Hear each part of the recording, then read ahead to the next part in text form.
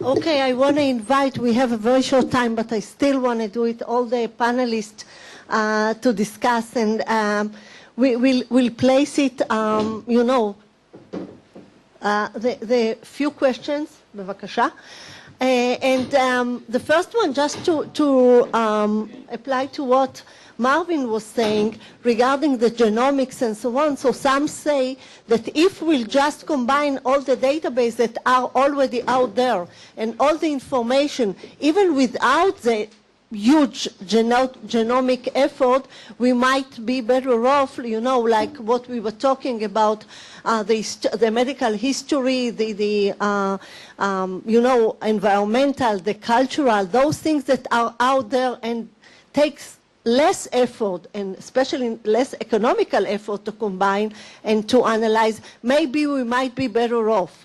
So first of all, I invite each of the panelists to react to what we heard, the four lectures, and then if there are any questions from the audience. Thank you. Who is the first? Who is the first?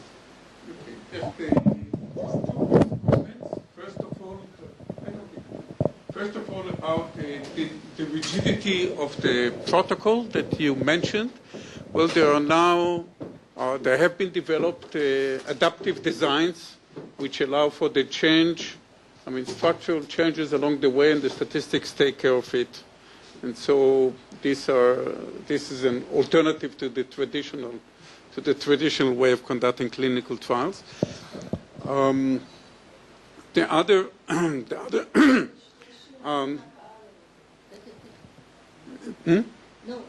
Okay. The other short comment I would like to make.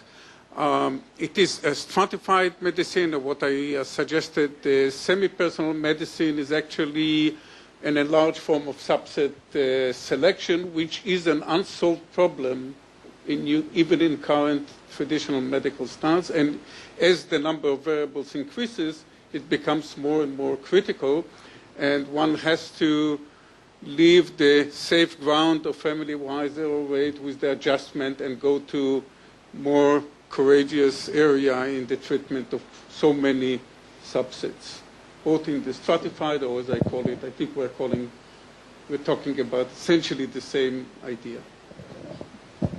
Thank you. Before I'm giving the floor to the just very short remarks, because there are people who want to ask. My only comment is that I think that I've shown the slide.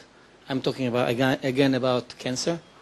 I've shown the slide that all the effort, eventually there is no difference in mortality rate in the patients, which means that we, the physicians, the researchers, but also probably the statisticians, need to start to think differently, and maybe a little bit out of the box in terms of what they are used to think. And I can give one example that is now running in our world. It's coming from MD Anderson. They have a huge phase 1 clinical trial units with 80 or 100, more than 100 clinical trials, phase 1, with different treatments and new biological targets, treatments.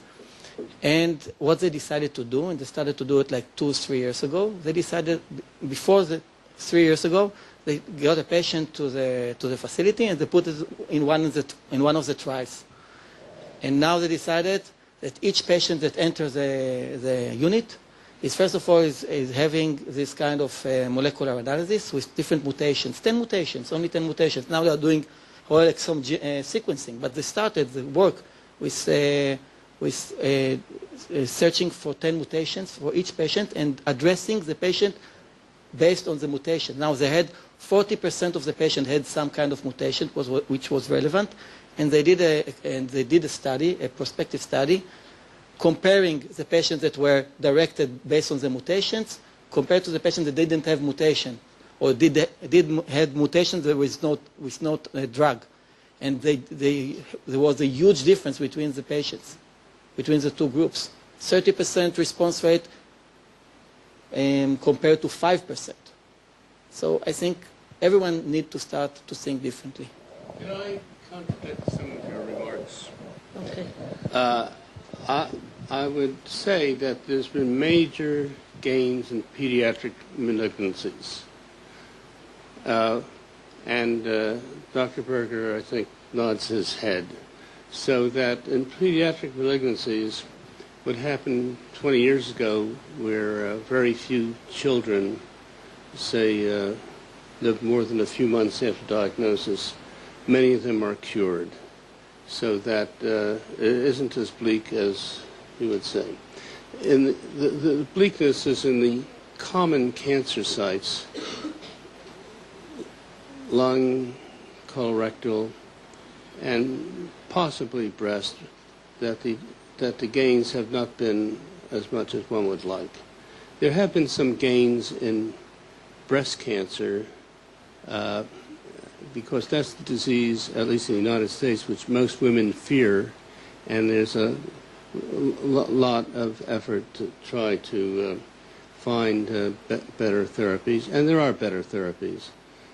However, the benefit has not been as large as one would have liked. Okay, just You one. do agree, Dr. Berger, about the pediatric malignancies? דקה. Okay, so I'll give it first. אתה רוצה לבוא לפה?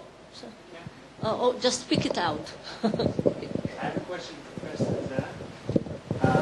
Earlier in your talk, you were describing a problem where the difficulty you see for personalized medicine in terms of using gene sequences to give predictions is that the high cost of sequencing would be such that it would lower the amount of patients that could be recruited to a trial. Now, if I understand correctly, there are very optimistic, maybe unrealistic hopes that the cost would lower down until something like $100 for a full gene sequence of a person with a lot of errors, but something like that. Do you have any comments as to those optimistic expectations, or what that would make your assessment? Well, why stop at $100? Why not $1? But of course that would make an enormous difference. And I think, as was remarked, at least in this part of the world and in Europe, many of the phase 3 studies are funded by pharmaceutical companies. They're in the business of trying to make money. They may not be very willing to fund studies where you're trying to gather data to motivate research in so-called personalized medicine. Perhaps you might give us your view, unofficially from your company. Nothing that I say here is part of my company. It's not on behalf of my company, it's behalf of myself. But I think that, of course, there is a conflict of interest here. And companies are making very cold calculation as to what the results might be, and if this is going to play for or against them in a world of fierce competition. And this is a very clear-cut truth that we need but you know, there are studies that are outside of the companies as well. I mean, NEI, National Eye Institute, NIH are sometimes taking the glove, raising the glove, and they are going ahead with the studies that otherwise would not have been done. Just for those of you who may know that the name of the Avastin and the Lucentis issue, I mean, if I can go into it or not, but but you know, we don't have time. But in any case, it's a study that was taken by the NEI simply because it was a study that is definitely against the developing company. But somebody is taking the glove and is doing it. Just one remark, your late general manager of your company, Horowitz from Teva, said that if we raise even a little bit of the efficacy of the drugs, he can provide a lot of genomic research. So, Ron, you wanted to ask something. Yes, I would like to, we are trying to gain knowledge, one way or the other. Statisticians have one view of the world, and you are indicating why getting to personalized medicine is not going to be constructive to gain knowledge. Then we have phenomenological models, like one compartment in pharmacokinetics, or the model that Professor Zellen presented on the screening. So we have something that is there, but it's still at the high level.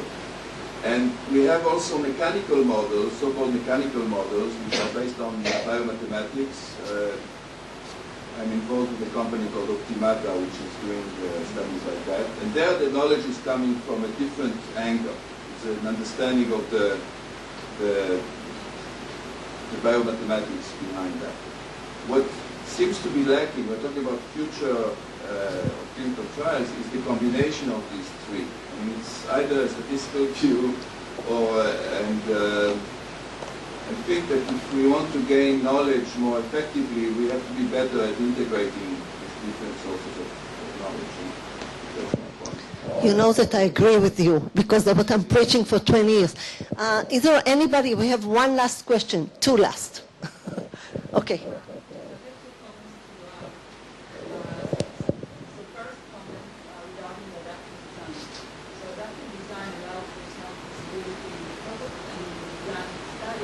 Yet they need to be defined in advance. So it needs to be defined in the protocol, how the study might be changed, what stages, what is the cost of it. So it's not something which in the middle of the study, the company can decide to change the design.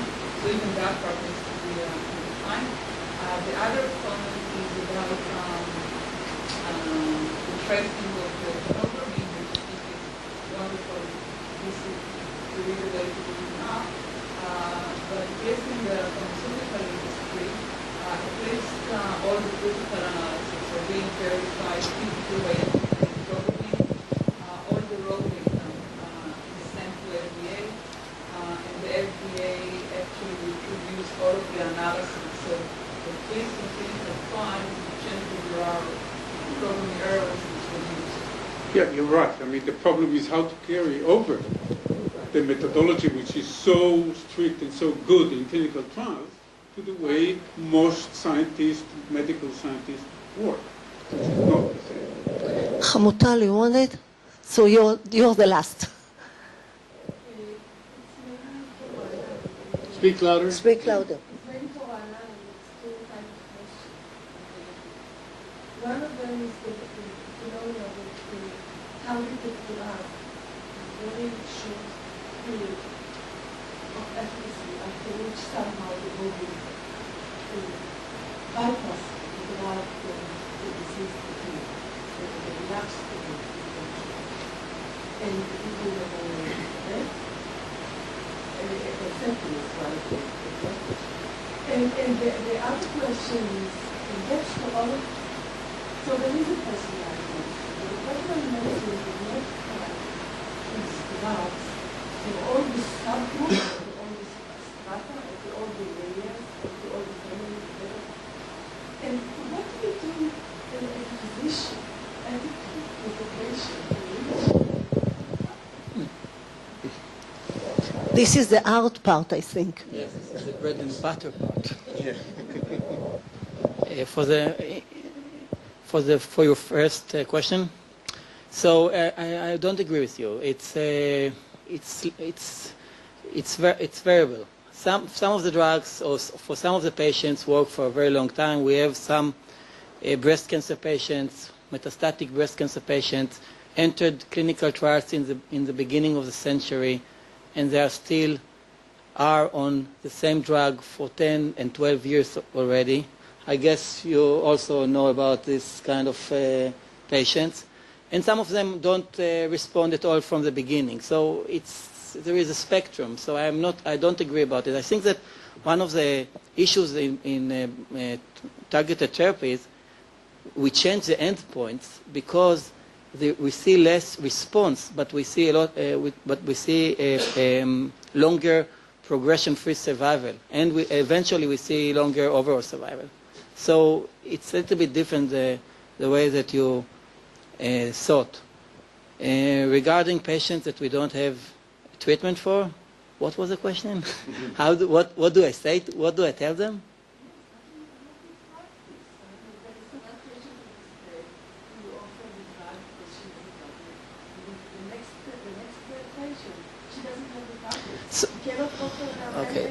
Okay, so most of the oncological patients are not staying in beds in the department. They are in the clinic. So no one knows what really happened with the other patient. Okay.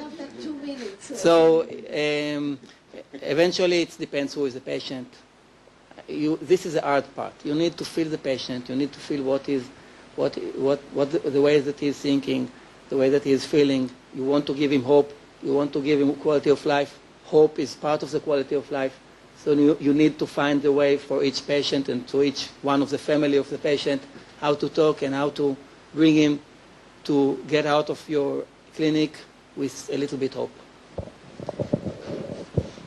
I'm sorry you do it personally because we promised to leave this room. We are half an hour late. So thank you very, very much for staying with us. And thank the lecturers and the panelists and everybody. Thank you.